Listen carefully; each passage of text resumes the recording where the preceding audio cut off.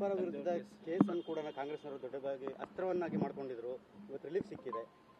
ಇದ್ರ ಬಗ್ಗೆ ತಮ್ಮದೇ ನೋಡಿ, ರಾಜ್ಯ ಉಚ್ಚ ನ್ಯಾಯಾಲಯ ಯಡಿಯೂರಪ್ಪನವರ ವಿರುದ್ಧ ಇದ್ದಂಥ ಪೋಕ್ಸೋ ಕೇಸ್ನಲ್ಲಿ ಏನು ಲೋಯರ್ ಕೋರ್ಟ್ ಒಂದು ಸಮನ್ಸನ್ನು ಇಶ್ಯೂ ಮಾಡಿತ್ತು, ಆ ಸಮನ್ಸನ್ನು ಸೆಟ್ ಅಸೈಡ್ ಮಾಡಿದೆ.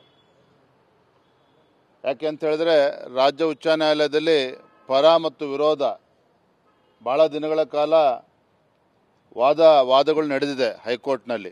ಸೊ ಇದರ ಆಧಾರದ ಮೇಲೆ ನಮ್ಮ ಅರ್ಜಿಯನ್ನು ಕೂಡ ಪುರಸ್ಕರಿಸಿ ಇವತ್ತು ಲೋಯರ್ ಕೋರ್ಟ್ ಏನು ಸಮನ್ಸ್ ಇಶ್ಯೂ ಮಾಡಿದ್ರು ಅದನ್ನು ಸೆಟ್ ಅಸೈಡ್ ಮಾಡಿ ಪರಿಶೀಲನೆ ಮಾಡಿ ಅನ್ನುವ ಅರ್ಥದಲ್ಲಿ ಇವತ್ತು ಒಂದು ನಿರ್ದೇಶನವನ್ನು ರಾಜ್ಯ ಉಚ್ಚ ನ್ಯಾಯಾಲಯ ನೀಡಿದೆ.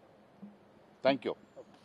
ಯಡಿಯೂರಪ್ಪರ ವಿರುದ್ಧ ಕೇಸನ್ನು ಕೂಡ ಕಾಂಗ್ರೆಸ್ ಅವರು ದೊಡ್ಡದಾಗಿ ಅಸ್ತ್ರವನ್ನಾಗಿ ಮಾಡಿಕೊಂಡಿದ್ರು. ಇವತ್ತು ರಿಲೀಫ್ ಸಿಕ್ಕಿದೆ.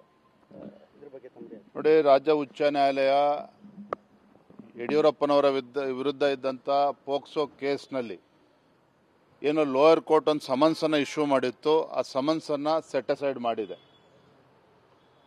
ಯಾಕೆ ಅಂತ ಹೇಳಿದ್ರೆ, ರಾಜ್ಯ ಉಚ್ಚ ನ್ಯಾಯಾಲಯದಲ್ಲಿ ಪರ ಮತ್ತು ವಿರೋಧ ಭಾಳ ದಿನಗಳ ಕಾಲ ವಾದಗಳು ನಡೆದಿದೆ ಹೈಕೋರ್ಟ್ನಲ್ಲಿ. ಸೊ ಇದರ ಆಧಾರದ ಮೇಲೆ ನಮ್ಮ ಅರ್ಜಿಯನ್ನು ಕೂಡ ಪುರಸ್ಕರಿಸಿ ಇವತ್ತು ಲೋಯರ್ ಕೋರ್ಟ್ ಏನು ಸಮನ್ಸ್ ಇಶ್ಯೂ ಮಾಡಿದ್ರು ಅದನ್ನು ಸೆಟ್ ಅಸೈಡ್ ಮಾಡಿ ಪರಿಶೀಲನೆ ಮಾಡಿ ಅನ್ನುವ ಅರ್ಥದಲ್ಲಿ ಇವತ್ತು ಒಂದು ನಿರ್ದೇಶನವನ್ನು ರಾಜ್ಯ ಉಚ್ಚ ನ್ಯಾಯಾಲಯ ನೀಡಿದೆ. Thank you. ಯಡಿಯೂರಪ್ಪರ ವಿರುದ್ಧ ಕೇಸನ್ನು ಕೂಡ ಕಾಂಗ್ರೆಸ್ ಅವರು ದೊಡ್ಡದಾಗಿ ಅಸ್ತ್ರವನ್ನಾಗಿ ಮಾಡಿಕೊಂಡಿದ್ರು. ಇವತ್ತು ರಿಲೀಫ್ ಸಿಕ್ಕಿದೆ. ಇದ್ರ ಬಗ್ಗೆ ತಮ್ಮದೇ ನೋಡಿ, ರಾಜ್ಯ ಉಚ್ಚ ನ್ಯಾಯಾಲಯ ಯಡಿಯೂರಪ್ಪನವರ ವಿರುದ್ಧ ಇದ್ದಂಥ ಪೋಕ್ಸೋ ಕೇಸ್ನಲ್ಲಿ ಏನು ಲೋಯರ್ ಕೋರ್ಟ್ ಒಂದು ಸಮನ್ಸನ್ನು ಇಶ್ಯೂ ಮಾಡಿತ್ತು, ಆ ಸಮನ್ಸನ್ನು ಸೆಟ್ ಅಸೈಡ್ ಮಾಡಿದೆ. ಯಾಕೆ ಅಂತ ಹೇಳಿದ್ರೆ, ರಾಜ್ಯ ಉಚ್ಚ ನ್ಯಾಯಾಲಯದಲ್ಲಿ ಪರ ಮತ್ತು ವಿರೋಧ ಭಾಳ ದಿನಗಳ ಕಾಲ ವಾದಗಳು ನಡೆದಿದೆ ಹೈಕೋರ್ಟ್ನಲ್ಲಿ.